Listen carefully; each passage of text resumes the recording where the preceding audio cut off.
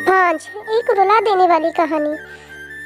14 साल की उम्र में जब खेलने कूदने की उम्र होती है तब रिश्ता हो गया।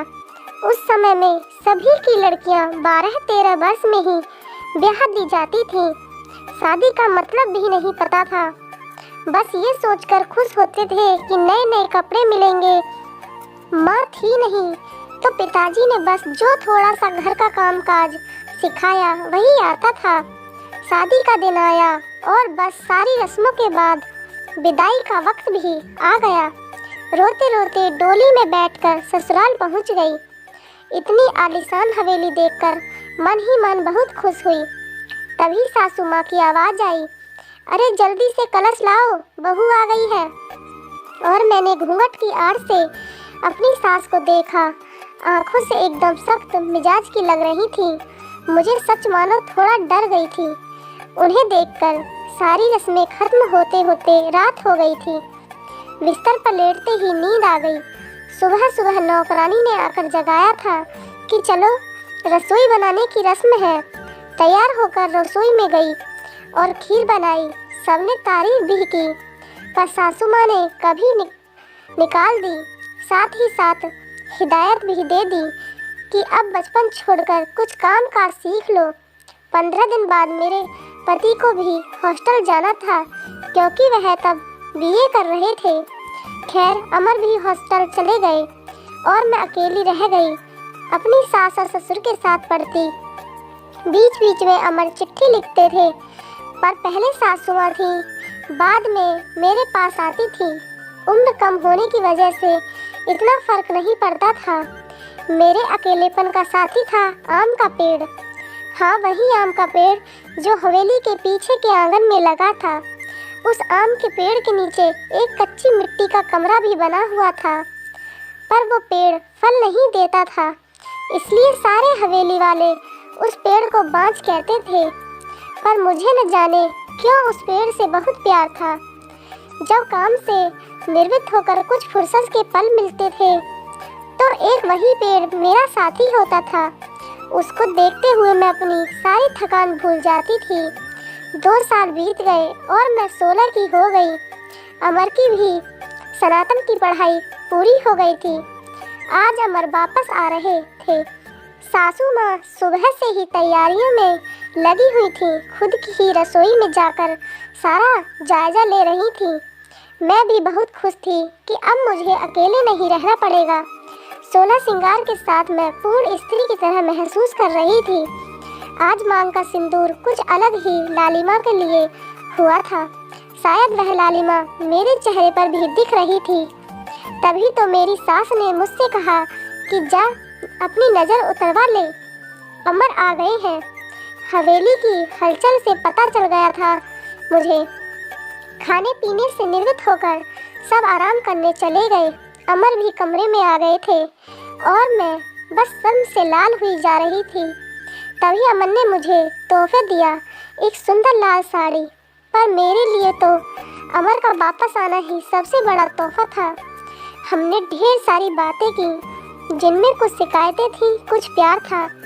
समय बीतता गया और 2 साल कैसे बीत गए पता ही नहीं चला। अमर और मैं एक दूसरे के साथ बहुत खुश थे। एक दिन अचानक पता चला कि मेरे पिताजी बहुत बीमार हैं। अमर मुझे लेकर तुरंत रवाना हो गए। पिताजी मुझे देखकर बहुत खुश हुए, जैसे मेरे लिए ही अपनी सांसों को रोका हुआ था। और फिर मुझे अमर के हवाले कर के वो इस दुनिया से चले गए। भीगी आंखों से अपने पिताजी को विदा किया। अब मेरा सब कुछ अमर और उसका परिवार ही था। समय गुजरता गया और अमन ने अपनी लॉ की पढ़ाई भी पूरी कर ली और अब वह सरकारी वकील कहलाने लगे थे। पर भगवान ने मुझे अभी संतान सुख नहीं दिया था। अभी तो सासू माँ दबी जुबान में बोलती थी, पर धीरे धीरे उन्होंने अपना रुख कड़ा कर लिया। अमन बहुत व्यस्त रहते थे अपने काम में, सो वो मेरे पीछे सारा दिन पड़ी रहती।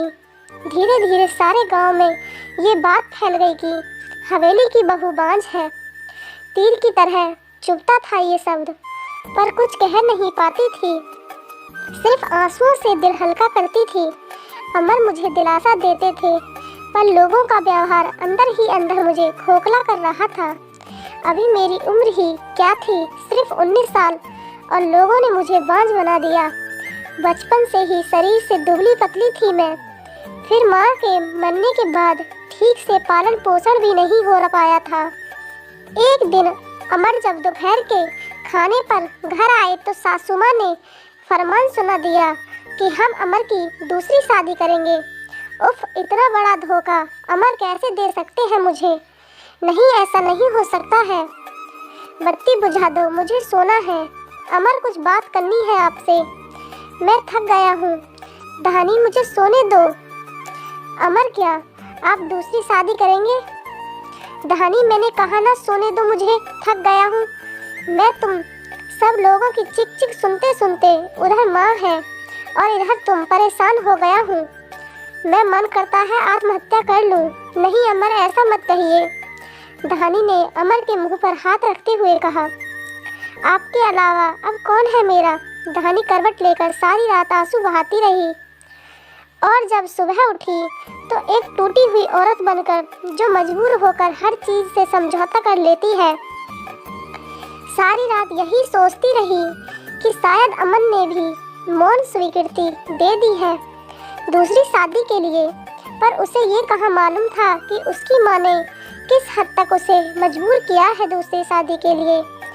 1 महीने के अंदर ही अमर की दूसरी शादी गेंदा से हो गई। गेंदा अमर की माँ की दूर के रिश्तेदार की बेटी है। धानी अपना सामान उस पीछे वाले कमरे में रख ले। आज से गेंदा इस कमरे में रहेगी। अमर के साथ सासू माँ ने हाथ नचाते हुए कहा, कैसे छोड़ दूँ ये कमरा? नहीं, ये मेरा कमरा है, जिसे जहाँ जाना है जाए। पर फिर ख्याल आया कि जो ब्याह कर इस घर में लाया था, जब वही मेरा नहीं है तो ये कमरा कैसे मेरा हो सकता है? ऐसा सोचते हुए आंखों में आंसुओं का सैलाब उमड़ पड़ा। सिंदूर की डिब्बी और कुछ कपड़े लेकर उस कच्ची मिट्टी के कमरे की तरफ बढ़ गई। सामान एक कोने में रखकर खिड़की पर बैठ गई और उस आम के पेड़ को देखते हुए उसको निहारने लगी। इसे कुछ कम हो जाएगा, किस्मत कहूँ या कुछ और की, आज मेरी हालत भी इस पेड़ की तरह हो गई है, अकेला बेसहारा। जैसे ये अभी तक अपने अस्तित्व को बचाने में सफल रहा है, क्या मैं इसकी तरह आडिंग और मजबूत रह सकूंगी, या फिर किसी कमजोर लता की तरह मुरझा जाऊंगी और अपना अस्तित्व खो दूंगी? नहीं, ऐसा नहीं होगा। मैं मजबूत रहूंगी। जब ये बेजुबान पेड़ सबसे लड़ सकता है तो मैं क्यों नहीं? अपने विचार श्रृंखला से बाहर आते ही मैंने अपने आप को संभाला और हर स्थिति से लड़ने के लिए तैयार किया। दिन गुजरते गए और मैंने घर के कामों में अपने आप को व्यस्त कर लिया। अपनी कोठरी के आसपास खूब सारे पेड़ लगाए और बाकी बचे हुए समय में उन पेड़ों की देखभाल करने लगी। साथ ही उस आम के पेड़ की खास देखभाल करती थी। गेंदा एक सुलझी हुई लड़की है। वो जब भी मुझसे बात करने के लिए आती, मेरी सासू माँ उसे बहाने से बुला लेती। अमर पहले से भी ज़्यादा व्यस्त रहने लगे थे। मुझसे बात तो करते थे, पर एक पछतावा हमेशा उनकी आंखों में दिखता था। शायद मेरी हालत देखकर बुरा लगता था उन्हें, पर माँ के खिलाफ जाने की हिम्मत नहीं जुटा पाते थे। गेंदा ने दिन से खुशी से गुजर रहे थे और मेरे दिन बस गुजर रहे थे, और देखते ही देखते वो दिन भी आ गया जब गेंदा ने खुशखबरी सुना दी कि वो माँ बनने वाली है। पूरी हवेली में त्योहार जैसा माहौल हो गया। सारे नौकरों में तोहफे बांटे जाने लगे।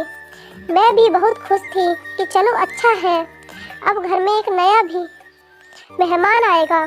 शायद मेरी जिंदगी का सूनापन। गेंदा बहुत कमज़ोर थी और उम्र भी 16 साल। उसे बहुत तकलीफ होती थी। अब सासू माँ का आदेश था कि उसकी अच्छे से सेवा की जाए, जिससे कि उसकी कमजोरी दूर हो। सारी देखभाल के बाद भी गेंदा का वजन कुछ खास नहीं बढ़ रहा था। एक दिन चिंतित होते हुए मैंने अमर से कहा, भी कि गेंदा को शहर में किसी अच्छे डॉक्टर को दिखा लाओ, पर सासू माँ ने यह कहकर मना कर दिया कि हमारे भी बच्चे घर पर हुए हैं और अमर की वही पुरानी आदत की अपनी माँ के खिलाफ वो जा ही नहीं सकते थे। एक दिन गेंदा की तबीयत कुछ खराब होने लगी, उसकी सांस बहुत फूल रही थी। घबरा कर मैंने गांव के वैद्य जी को बुलवा भेजा। वैद्य जी ने आकर कुछ दवाइयाँ दी और खून की कमी भी बताई। और जब मैंने अमर को ये सब बताया तो सासू माँ ने मुझे गेंदा से दूर रहने का आदेश दे दिया, यह कहकर कि एक बांझ की छाया भी नहीं पड़नी चाहिए गेंदा पर। खैर मुझे गेंदा से दूर कर दिया गया और मैं फिर से अपनी कोठरी में अकेली सारा दिन बंद रहने लगी। या ये कहूँ कि अंदर ही अंदर मैं खुद भी डर रही थी कि कहीं सचमुच मेरी वजह से गेंदा को कुछ न हो जाए। कुछ दिन बाद रात में नौकरों का शोर शराबा सुन मैं आंगन की तरफ भागी। देखा तो गेंदा के प्रसव का समय आ गया था। गांव की बूढ़ी औरतों और दाइयों को बुलाया गया। पूरी हवेली में हलचल का माहौल था। मैंने अमर की तरफ देखा, बहुत डरे हुए लग रहे थे। मैं उनके पास गई और उन्हें थोड़ा धैर्य रखने को कहा। थोड़ी देर में ही बच्चे की किलकारी गूंजने लगी। हम सभी की खुशाई का ठिकाना नहीं रहा, पर तभी काकी ने बाहर आकर बताया कि गेंदा की कमजोरी और खून की कमी के कारण वो गेंदा को बचा नहीं पाए। बेटी को जन्म देते ही गेंदा का देहांत हो गया। हाय, पोते का मुंह नहीं देख पाई मैं, अब कैसे मेरा वंश चलेगा। सासू माँ का विलाप सारी हवेली में गूंज रहा था। उस छोटी दूध मुँहे बच्ची को देखकर मेरा कलेजा मुंह को आता था। ऐसा लगता जैसे वो मैं हूँ। मैंने उसे कलेजे से लगा के रखा। जिनकी माँ नहीं होती वो बच्चे कुछ ज़्यादा ही समझदार होते हैं। शायद जरा भी परेशान नहीं करती थी वो मुझे, बस दूध पीते ही सो जाती थी। सासू माँ का वही राग चलता रहता कि लड़कियों से वंश नहीं चलता है, पर अब शायद किसी को फर्क नहीं पड़ता था। अमर अब पहले से खुश रहने लगे थे।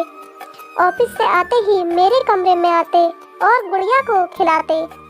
मुझे भी अमर को खुश देखकर अच्छा लगता था।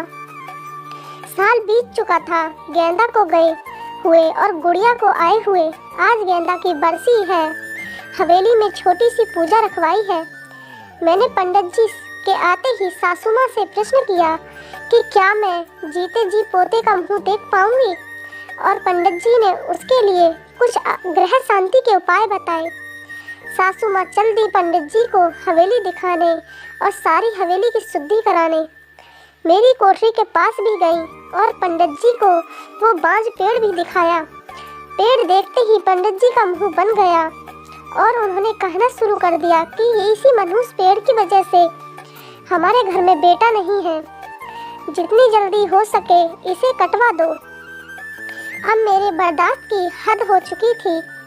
मैंने अमर की तरफ देखा, पर मुझे नहीं लगा कि वो मना करेंगे, और सासू माँ ने तुरंत नौकरों को बुला लिया कि आज इस पेड़ को काट ही डालो। मुझे कुछ समझ नहीं आ रहा था कि क्या करूं, कैसे अपने सुख दुख के साथी को बचाऊं। जैसे ही वो कुल्हाड़ी लेकर पेड़ काटने आगे बढ़ने लगे, मैं फुर्ती से भागकर उस पेड़ से लिपट गई और विनती करने लगी कि पेड़ को छोड़ दो, पर वो लोग नहीं माने। मैं रोती जा रही थी, पर किसी को तरस नहीं आ रहा था। तभी किसी ने मुझे खींचकर धक्का दिया और मेरे सिर पत्थर से टकरा गया। सिर से खून की धार निकल रही थी। यह देखकर अमर से रहा नहीं गया और उन्होंने सबको वहां से हटा दिया और तुरंत मुझे अस्पताल ले गए। मलहम पट्टी के बाद मुझे कुछ होश आया। डॉक्टर साहिबा सामने खड़ी थी और अमर को कुछ समझा रही थी। सासू माँ भी वहीं थी और उनके चेहरे से पता चल रहा था कि उन्हें अपने किए पर अफसोस है। डॉक्टर, क्या अब हम इसे घर ले जा सकते हैं? अमर ने पूछा। हाँ, अब आप इन्हें ले जा सकते हैं, पर ख्याल रखिएगा कि अब ऐसा दोबारा ना हो, क्योंकि ऐसी हालत में ऐसा गिरना ठीक नहीं होता है। ऐसी हालत डॉक्टर क्या हुआ है इसे? अमन ने घबराते हुए डॉक्टर से पूछा। अरे आप लोगों को पता नहीं है, अब ये माँ बनने वाली है तो इनका अच्छे से ख्याल रखिएगा। यह सुनकर किसी को भी यकीन नहीं हुआ। सब बस एक दूसरे को देखे जा रहे थे और मैं तो बिल्कुल यकीन नहीं कर पा रही थी। सासू माँ की आंखों में पछतावे के आंसू थे। मेरे सर पर हाथ रखकर बस इतना ही कह सकी कि मुझे माफ़ कर दो, और मैं मुस्कुराकर उनसे लिपट गई जैसे मैं अपनी माँ से लिपटी हूँ। पूरे 9 महीने मेरी सासू माँ ने मेरा बहुत ख्याल रखा और मैंने उस पेड़ का आज मेरी डिलीवरी होनी थी। सासू माँ समय से मुझे अस्पताल ले गईं ताकि जो गलती उन्होंने गेंदा के समय की थी वो अब न हो। बधाई हो, आपके पोता हुआ है। नर्स ने सासू माँ को खबर सुनाई और सासू माँ ने हाथ से अंगूठी निकालकर नर्स को दी।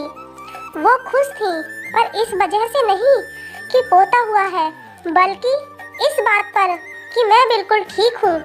हवेली में धूमधाम थी, सब खुश थे कि हमारा परिवार पूर्ण हो गया था। बेटी और बेटे के आने से और एक खुशी कहीं और भी पनप रही थी। वो उस आम के पेड़ में फल आ रहे थे। शायद हम बहुत जल्दी चिंता करने लगते हैं। फल मिलने की हर चीज का एक समय होता है। कुपोषित शरीर हो या पेड़, दोनों ही फल नहीं देते।